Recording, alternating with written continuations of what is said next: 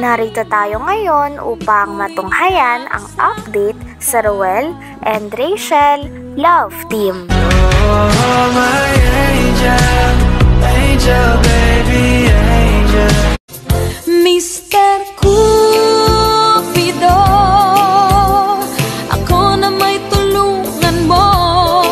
Ikaw nga ba si Mr. Right? Ikaw nga ba love of my life? Bakit di na lang tutuhanin ang lahat? Sa pagpapatuloy ng ating istorya ay kitang-kita nga kung gaano ka-sweet si Kuya Ruel and Miss Rachel nang bumisita si Kuya Ruel sa bahay nila Miss Rachel. Talagang tinanong niya kaagad si Kuya Ruel kung nakakain niya na ba ito. Kaya sabi naman ni Kuya Ruel ay hindi pa. Kaya naman inaya ni Miss Rachel na kumain si Kuya Ruel. Pagkatapos naman nito ay umupo naman sila sa sofa at nagkamustahan. Pagkatapos din nila mag-usap ay pumasok na nga si Kalinga Prab at talagang in-interview ang dalawa. Tinanong nga ni Kalinga Prab kung ano ang pinakagusto ni Kuya Ruel kay Miss Rachel. Sabi naman ni Kuya Ruel ay ang talagang nagustuhan niya kay Miss Rachel ay ang pagiging family-oriented daw talaga nito at tinanong din ni Kalinga Prab si Miss Rachel kung ano ang pinakagusto niyang katangian ni Kuya Ruel. Sinabi niya naman na madami daw talagang mabuti at napakagandang katangian si Kuya Ruel katulad ng mabait, matulungin, ngunit ang talagang pinaka-paborito niya at nakapagpa-turn on sa kanya ay ang pagiging consistent ni Kuya Ruel sa pag-aantay sa kanya. Grabe, at sabi pa nga ni Kuya Ruel ay pinunyag na din doon na talagang nagselos pala talaga siya isang beses nung nalaman niya na nagkaroon pala talaga ng maniligaw si Miss Rachel. Ang ganda naman po, ano? Asing ganda. Tug ka na naman. Isang araw lang na hindi kita nakita. Mukhang isang linggo na sa akin. Isang araw lang yun. Mukha ba isang linggo? Mukha ba? Ganun kita ka, miss. Grabe na yan. Oo. Ano yung pagkakilala nyo sa isa't isa? Ikaw kay Rachel, ano yung pagkakilala mo at ano yung nagustuhan mo sa kanya?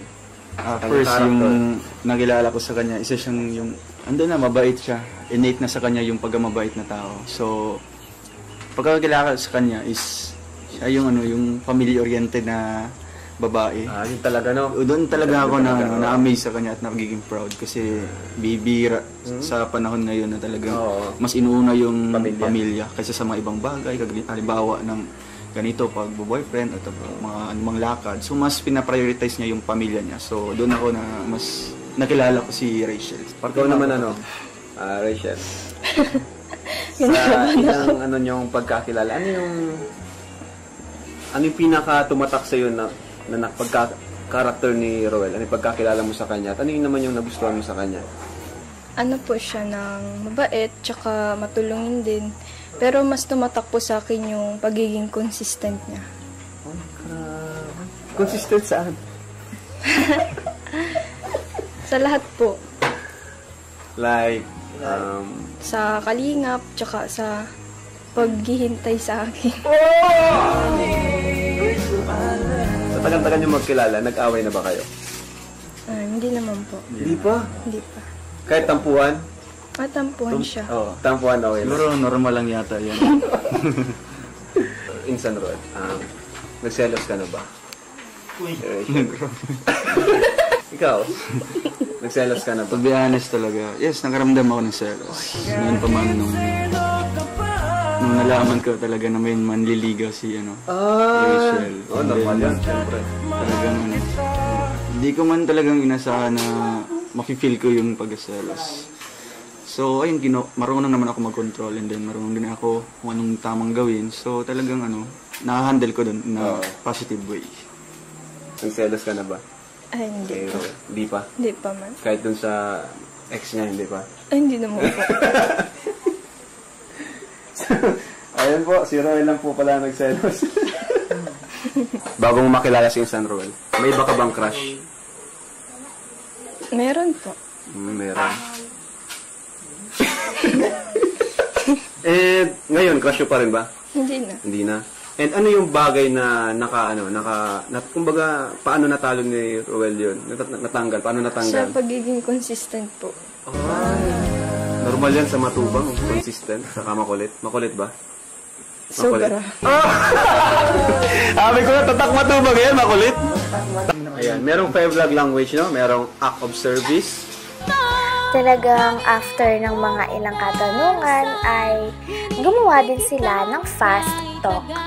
Talagang napakaganda ng fast talk na to sapagkat malalaman talaga kung compatible si Kuya Roel and Miss Rachel para sa isa't isa. Napakagaling din ng dalawa sapagkat talagang pareha sila ng mga hilig at sagot. Katulad na lang ng pareha silang mahilig sa coffee, ang paborito nila ay YouTube, at talagang makikita natin na nagkakasundo si Kuya Roel and Miss Rachel sa mga bagay-bagay. Oh, my angel, angel, baby, angel.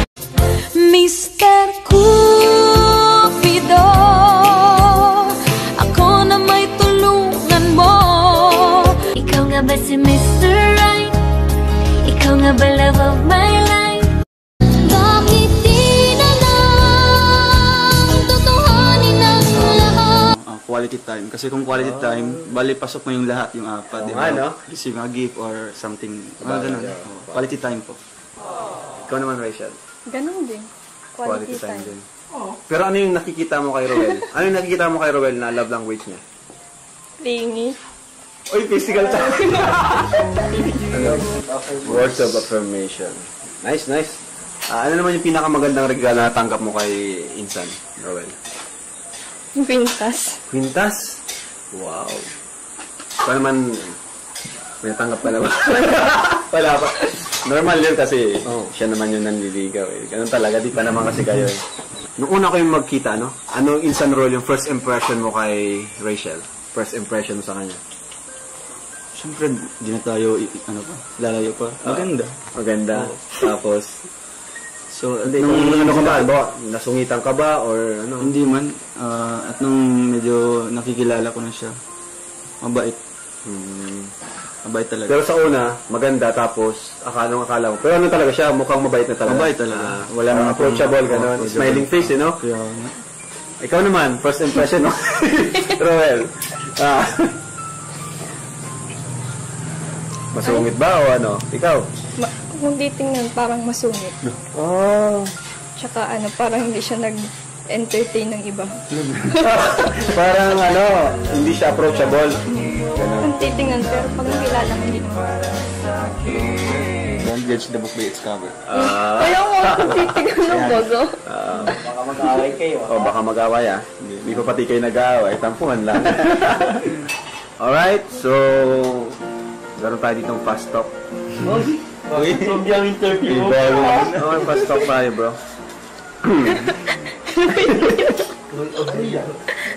Ayan, so tapos yung interview natin. Meron pa tayong fast talk dito.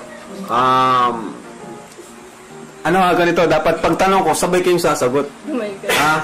Sabay dapat kayo, saka fast talk. Maputi o kayo manggi? Yung manggi. Sabay. Madaya. Bilang. 1, 2, 3, go. Maputi kayo manggi? Sakto lang. Yung manggi. Wala mang sakto lang.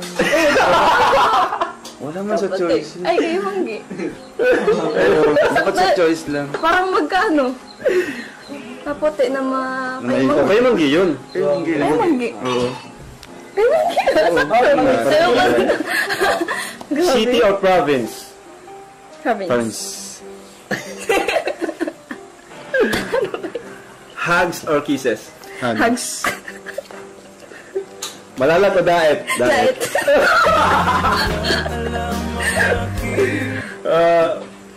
Coffee or milk tea? Coffee. Coffee. Di na ako sa bat first coffee. Di ba? Nag-explain pa ba? Dogs or cats?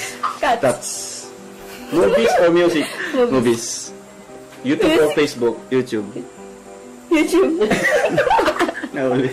Daytime or nighttime? Daytime. Tagal ah. Payat or chubby? Chubby. Siyempre, chubby. Chubby. Sabi ni Shay. Ano sabi? Chubby ako. Fruits or vegetables? Vegetables. Sa piling ko okay saya. At kung ano Hanggang dito na lamang muna ang ating update sa Roel and Rachel Love Team. Maraming salamat sa inyong panonood. Hanggang sa muli. Bye!